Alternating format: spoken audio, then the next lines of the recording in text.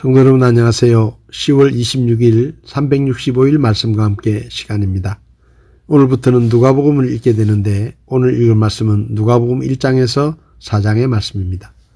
누가복음을 잠시 살펴보면 저자는 의사인 누가이고 기록연대는 주후 62년경이라고 볼 수 있습니다. 누가복음의 기록 목적은 로마의 관리 데오빌로에게 믿음을 굳게 하기 위해서 도움을 주기 위해 기록되었고 데오빌로와 같은 모든 성도에게 그리스도의 올바른 모습을 깨우쳐주기 위해서 기록되었습니다. 1장 초반부의 누가는 먼저 누가복음의 기록 목적과 성격을 밝힙니다. 누가는 특히 로마의 그리스도인들에게 예수를 전파하고 이교도들에게 그분을 변증하려고 합니다. 침례 요한의 탄생과 메시아 탄생의 예언은 옛 시대를 마감하고 새로운 구속 역사의 시작을 보여줍니다. 침례 요한을 잉태한 엘리사벳과 예수님을 잉태하게 될 마리아가 만났을 때 둘 다 성령이 충만하였고 마리아는 메시아에 대한 유명한 찬가를 부릅니다. 엘리사벳이 기한이 차서 아들을 낳아 이름을 요한이라 하고 요한에 붙인 사가랴는 성령의 충만함을 입어 메시아와 침례 요한의 사역을 찬양합니다. 2장에서는 1장에서 예언되었던 예수님의 탄생 예언이 성취됩니다. 가이사르 아우구스투스가 인구조사를 위하여 모든 사람에게 호적하기를 명령하자 요셉도 마리아와 함께 호적하러 갔다가 아들을 낳아 강보에 쌓여 구유에 놓습니다. 당시 양을 치던 목자들에게 천사가 나타나 구세주가 나신 소식을 전했고 목자들은 베들레헴까지 가서 아기 예수님께 경배를 드립니다.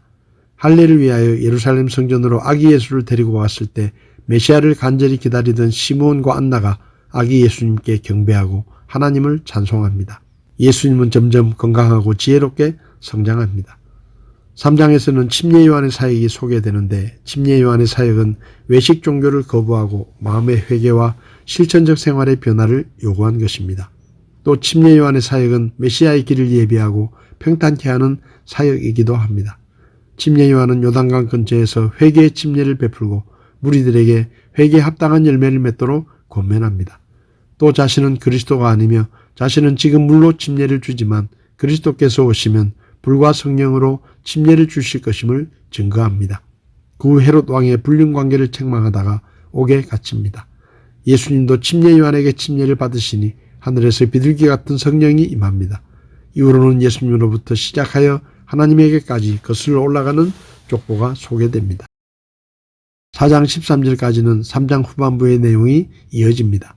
예수님께서 성령에게 이끌려 광야로 가셔서 마귀에게 3가지 시험을 받지만 승리하십니다. 또 성령의 능력으로 갈릴리로 돌아가셔서 회당에서 가르침을 시작하셨는데 나사렛 회당에서 이사야 대언자의 글을 읽으시고 자신이 메시아임을 암시적으로 선언하시지만 회당에 있던 사람들은 예수님의 말을 즐겨 듣지 않고 화를 내며 내쫓습니다. 가버나움에서는 마귀 들린 자 시몬 베드로 장모의 열병 각색병으로 앓는 자들을 고쳐주십니다. 많은 무리가 예수님께 찾아오나 예수님은 갈릴리 여러 회당을 다니시며 하나님 나라를 전하십니다. 오늘 제 마음에 와닿은 말씀은 누가복음 1장 38절의 말씀입니다. 마리아가 이르되 주의 여종을 보소서 당신의 말씀대로 그 일이 내게 이루어지리이다 하며 천사가 그녀에게서 떠나니라. 마리아는 나사렛에서 살며 요셉과 정혼하고 결혼할 날만 기다리던 처녀였습니다. 어느 날 천사가 찾아와 은혜를 입은 자여 기뻐하라. 주께서 너와 함께 하시니 내가 여자들 가운데 복이 있도다라고 말했습니다. 천사의 말을 듣고 놀란 마리아에게 천사는 계속해서 마리아야 두려워하지 말라. 내가 하나님께 은혜를 입었느니라. 내가 아이를 임신하여 아들을 낳을 것인데 너는 그 이름을 예수라고 하라. 그는 크게 되어 가장 높으신 분의 아들이라 불릴 것이다. 주 하나님께서 그에게 그의 조상 다윗의 왕자를 주실 것이고 그가 영원히 야곱의 집을 다스릴 것이며 그의 나라는 끝이 없을 것이다 라고 말했습니다. 마리아는 나는 남자를 알지 못하는데 어찌 임신한다는 말입니까?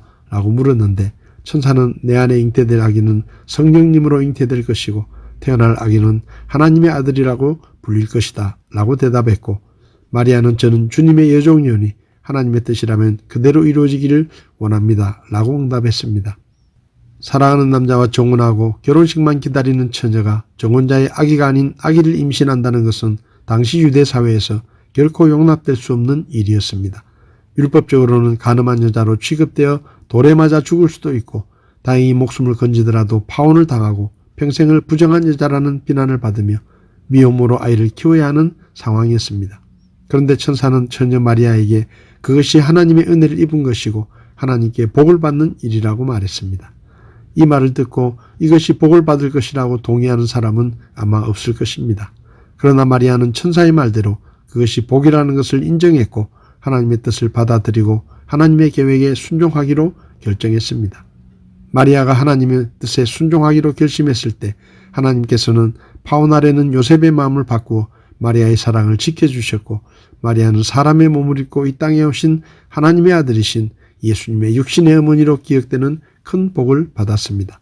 성도 여러분, 우리가 하나님의 말씀을 읽다 보면 상식적으로 이해하기 어렵고 납득이 되지 않는 말씀이 많이 있습니다. 그러나 성경을 보면 상식적으로 이해하기 어려운 말씀에 순종했을 때 산 위에 만든 방주는 구원의 방주가 되었고 홍해가 갈라졌고 바위에서 물이 나왔고 까마귀가 먹을 것을 가져왔고 물이 변하여 포도주가 되었습니다. 오늘 하루도 하나님의 말씀에 순종함으로 하나님이 예비해 놓으신 축복들을 온전히 받아 누리는 우리 모두가 될 수 있기를 바랍니다. 10월 26일 365일 말씀과 함께 오늘도 함께 해주셔서 감사합니다.